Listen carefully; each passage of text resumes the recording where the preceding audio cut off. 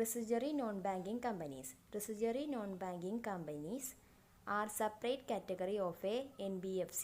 The principal business of a RNBC is receiving of deposits under any schemes or arrangements or in any other manner, and not being investments, asset financing, loan company. In addition to liquid asset, RNBC are required to maintain investments as per the direction of a RBI. Residentiary non banking companies എന്ന് വെച്ചാൽ NBFCയുടെ separate കാറ്റഗറിയാണ് RNBC. അവരുടെ main principle എന്താണെന്ന് വെച്ചാൽ deposit receive ചെയ്യുന്നതാണ്. എന്തിൻ്റെ ബേസിലെന്ന് വെച്ചാൽ ഇൻവെസ്റ്റ്മെൻ്റ് അല്ലാണ്ട് വേറെ എന്തെങ്കിലും സ്കീമിൻ്റെ ബേസിലാണ് ഇത് ചെയ്യണത്. ആ കാറ്റഗറിയിൽ വന്നതാണ് ഡെപ്പോസിറ്റ് റിസീവ് ചെയ്യണത്. ആ സ്കീമിലാണ് ഇൻവെസ്റ്റ്മെൻ്റ് അല്ലാതെ അസറ്റ് ഫിനാൻസ് ലോൺ ഇതെല്ലാം അറേഞ്ച് ചെയ്യണത്. RBI ഡയറക്ഷൻ പ്രകാരമാണ് ഇതിലെ ഇൻവെസ്റ്റ്മെൻറ്റ്സ് എല്ലാം മെയിൻറ്റെയിൻ ചെയ്ത് പോണത്. As such, there is no selling on raising of deposit by RNBC. However, every RNBC has to ensure that the amounts deposited with it are fully invested in approved investments. In order to secure the investors of depositor, such companies are required to invest 100% of their deposit liability into highly liquid and secure investments. Central state government securities, fixed deposit with the scheduled commercial banks, certificate of a deposit of a SCB, FI, units of a mutual fund, etc. RNBC പുതിയ deposit ഒക്കെ rice ചെയ്യണതിൽ ഇവർക്ക് തടസ്സമൊന്നും ഉണ്ടാവില്ല. RBI approve ചെയ്തിട്ടുള്ള deposits ആണ് ensure ചെയ്ത് വെച്ചിരിക്കുന്നത്. എന്നിട്ട് മാത്രം പുതിയ ഡെപ്പോസിറ്റ്സ് ഒക്കെ റൈസ് ചെയ്യാൻ പാടുള്ളൂ. ഇൻവെസ്റ്റേഴ്സ് അവരുടെ ഇൻവെസ്റ്റ്മെൻറ്റ്സ് ഒക്കെ 100% സെക്യൂർ ആക്കാൻ വേണ്ടിയിട്ട് സെക്യൂർ ഇൻസ്ട്രുമെൻറ്റിലോട്ടൊക്കെ ഡെപ്പോസിറ്റ് ചെയ്യുന്നുണ്ട്. അതായത് സെൻട്രൽ സ്റ്റേറ്റ് ഗവൺമെൻറ് സെക്യൂരിറ്റിയിൽ ഷെഡ്യൂൾ കൊമേഴ്ഷ്യൽ ബാങ്കുകളുമായി certificate of deposit of SCB, FIs, units of mutual funds, etc.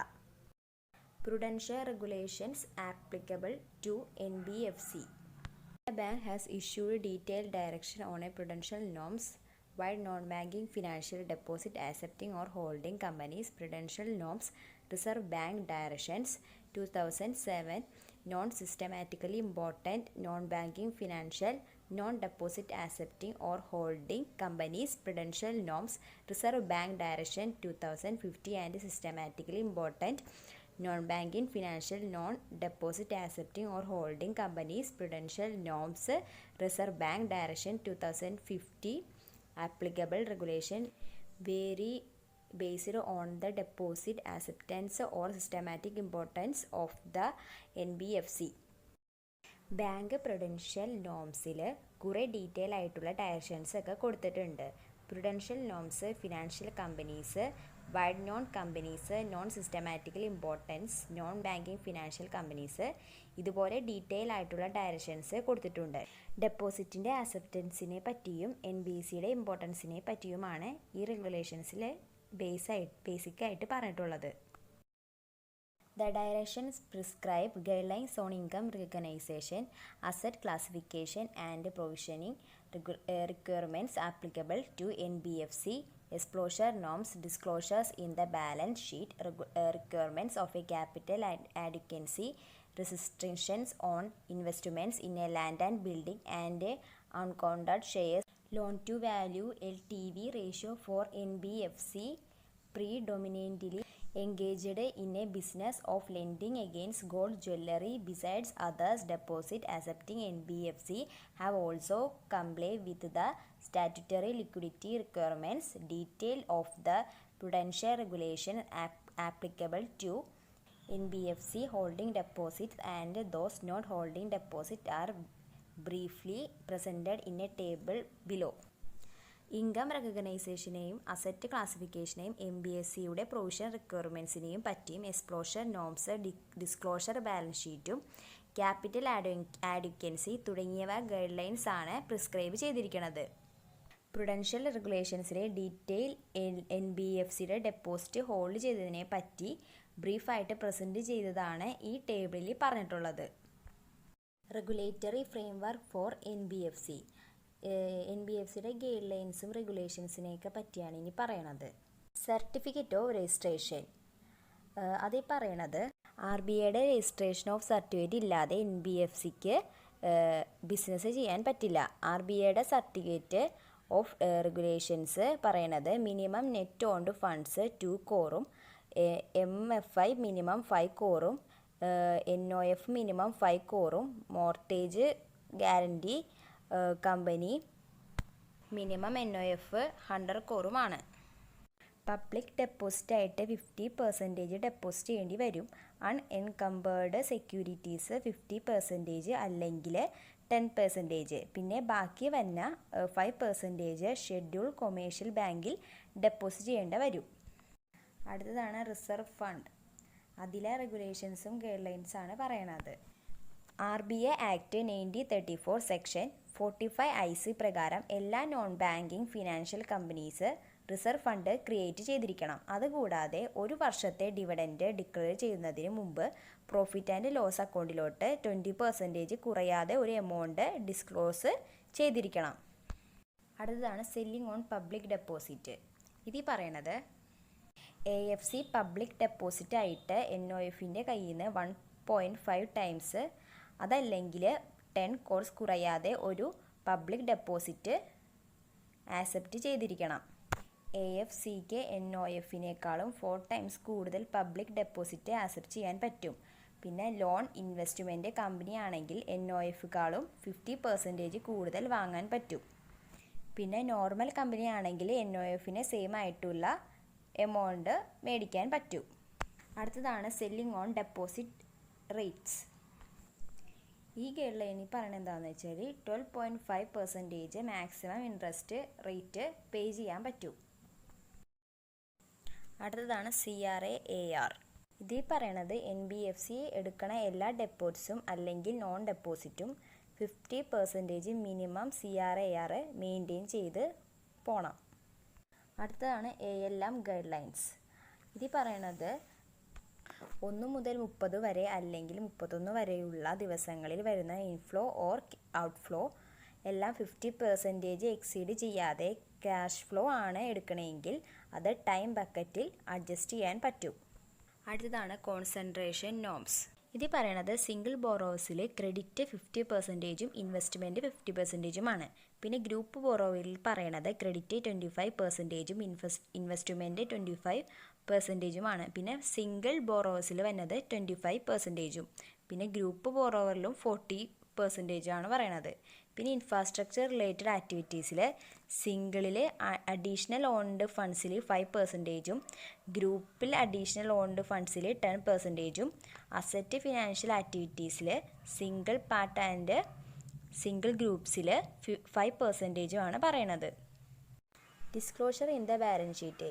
NBFC NDFC അവരുടെ ബാലൻസ് ഷീറ്റുകളിൽ 2009 മാർച്ച് 31 മുതൽ ഇതിൽ പറയുന്നതിൽ കൂടുതൽ അഡീഷണൽ ഡിസ്ക്ലോഷേഴ്സ് ഉണ്ടാവും എന്നാണ് പറയണത്.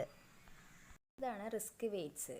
ഇതിൽ പറയണത് റിസ്ക് അഡ്ജസ്റ്റഡ് വാല്യൂ കിട്ടാൻ വേണ്ടിയിട്ട് ഓരോ അസറ്റിൻ്റെയും വാല്യൂവിനെ റിലവൻറ്റ് റിസ്ക് വെയ്റ്റ് ആയിട്ട് മൾട്ടിപ്പിൾ ചെയ്യണം. എന്നാലാണ് റിസ്ക് അഡ്ജസ്റ്റഡ് വാല്യൂ കിട്ടണത്. അസറ്റിൻ്റെ ഓരോ റിസ്ക് ബേസ് ചെയ്താണ് അതിൻ്റെ പെർസെൻറ്റേജ് ഇരിക്കണത്. 0%, 20% അല്ലെങ്കിൽ 10% വേരി വാല്യൂ വരും. ഓഫ് ബാലൻസ് ഷീറ്റിലാണ് ഐറ്റംസ് ഉണ്ടെങ്കിൽ അത് ആദ്യം കൺവേർഷൻ ഫാക്ടേഴ്സ് 50 ആയിട്ട് മൾട്ടിപ്പിൾ ചെയ്യണം, അല്ലെങ്കിൽ 100% എടുക്കണം. എന്നിട്ട് റിസ്ക് വെയ്റ്റ് അപ്ലൈ ചെയ്ത് കൊടുക്കണം. അടുത്തത് loan to value LTV ratio. NBFCക്ക് LTV ratio 75% exceed ചെയ്യാതെ ലോൺസ് കൊടുക്കാൻ പറ്റും. പകരം ഗോൾഡ്സ് സെക്യൂരിറ്റി ആയിട്ട് വെക്കേണ്ടി വരും. അതാണ് ഈ പോയിന്റിൽ പറയണത്. അടുത്തതാണ് guide lines on corporate governance. ഇതിൽ പറയണത് NBFCയുടെ ബെസ്റ്റ് പ്രാക്ടീസിന് വേണ്ടിയിട്ടും ട്രാൻസ്പെറൻസിക്ക് വേണ്ടിയിട്ടും RBI കുറച്ച് ഗൈഡ് ലൈൻസ് ഇഷ്യൂ ചെയ്തിട്ടുണ്ട്. NBFC ആണെങ്കിൽ അവരുടെ ഡെപ്പോസിറ്റ് സൈസ് 20 crore അല്ലെങ്കിൽ 100 crore മുകളിലാണോ എങ്കിൽ അതും, അല്ലെങ്കിൽ നോൺ ഡെപ്പോസിറ്റ് എടുക്കണമെങ്കിൽ NBFCയുടെ സൈസ് 100 crore ക്യാരി ചെയ്യണമെങ്കിൽ ഗൈഡ് ലൈൻസ് ഒക്കെ മെയിൻറ്റെയിൻ ചെയ്ത് പോകണം. അടുത്ത പോയിൻ്റാണ് ഗൈഡ് ലൈൻസ് ഓഫ് KYC. ഇതിൽ പറയണത് നോ യുവർ കസ്റ്റമേഴ്സ്. എൻഷുർ ചെയ്യാൻ വേണ്ടിയിട്ട് NBFCയുടെ അഡ്വൈസൊക്കെ ചെയ്തിട്ടുണ്ട്. അതാണ് ഈ പോയിന്റിൽ പറയണത്. അടുത്തതാണ് guidelines on A fair practices code. ഈ ഗൈഡ്ലൈൻസിൽ പറയണത് എന്താണെന്ന് വെച്ചാൽ ലെൻഡിങ് ബിസിനസ് ആണെങ്കിൽ FPSC കോഡ് എന്ന ഗൈഡ്ലൈനാണ് RBI ഇഷ്യൂ ചെയ്തിരിക്കുന്നത്. ഈ ഗൈഡ്ലൈനിൽ പറയണത് ജനറൽ പ്രിൻസിപ്പിൾ ആണെന്നുണ്ടെങ്കിൽ അതെന്തിനു വേണ്ടിയാണെന്നുണ്ടെങ്കിൽ ആഡിക്വേറ്റ് ഡിസ്ക്ലോഷർക്കും പിന്നെ ലോൺസിൻ്റെ കണ്ടീഷൻസിന് അഡോപ്റ്റ് ചെയ്യാനുള്ള മെത്തേഡാണ് ഈ ഗൈഡ്ലൈൻസിൽ പറയണത്. അടുത്തതാണ് introduction of a interest rate futures. SEBI recognise ചെയ്തിരിക്കുന്നത് ഇൻട്രസ്റ്റ് റേറ്റ് NBFCക്ക് പാർട്ടിസിപ്പേറ്റ് ചെയ്യാൻ വേണ്ടിയിട്ടാണ്. RBIയുടെയും സെബിയുടെയും ഗൈഡ് ലൈൻസ് അനുസരിച്ച് വേണം ഫ്യൂച്ചർ എക്സ്ചേഞ്ച് റേറ്റിലെ ഇൻട്രസ്റ്റ് ഒക്കെ ഫിക്സ് ചെയ്യാനായിട്ട്. അടുത്തതാണ് compliance with FDI norms half yearly certificate from statutory auditors of NBFCs. ഈ ഗൈഡ് ലൈൻ പറയണത് FDI ഉള്ള NBFC ആണെന്നുണ്ടെങ്കിൽ automatic route or under approval route അതിൻ്റെ കീഴിലാണ് ഉള്ളതെങ്കിൽ മിനിമം ക്യാപിറ്റൽ നോംസും റിലവൻ്റ് ടേംസും കണ്ടീഷൻസും സ്റ്റിപ്പുലേറ്റ് ചെയ്യണം. അടുത്താണ് participation in A currency futures.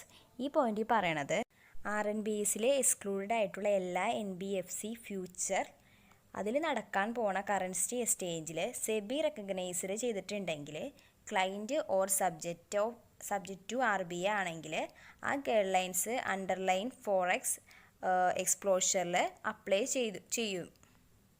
അടുത്ത ഗൈഡ് ലൈൻ പറയണത് credit default swaps NBFC as users. NBFCക്ക് CDS മാർക്കറ്റിലെ യൂസേഴ്സായിട്ടാണ് പാർട്ടിസിപ്പേറ്റ് ചെയ്യാൻ പറ്റുള്ളൂ. അവർ ഹോൾഡ് ചെയ്തിരിക്കുന്ന കോർപ്പറേറ്റ് ബോണ്ട്സിൽ അവർ ക്രെഡിറ്റ് റിസ്ക്കും അവരുടെ ഹെഡ്ജ് ചെയ്തിരിക്കണം മാത്രമേ അവർക്ക് ക്രെഡിറ്റ് പ്രൊട്ടക്ഷൻ പ്രൊവൈഡ് ചെയ്യാൻ പറ്റുള്ളൂ. ബയേഴ്സിൻ്റെ ഫേവർ പോലെ ഇരിക്കും പൊസിഷൻസൊക്കെ കൊടുക്കണത്. അടുത്തതാണ് raising money through private placement by NBFC debentures.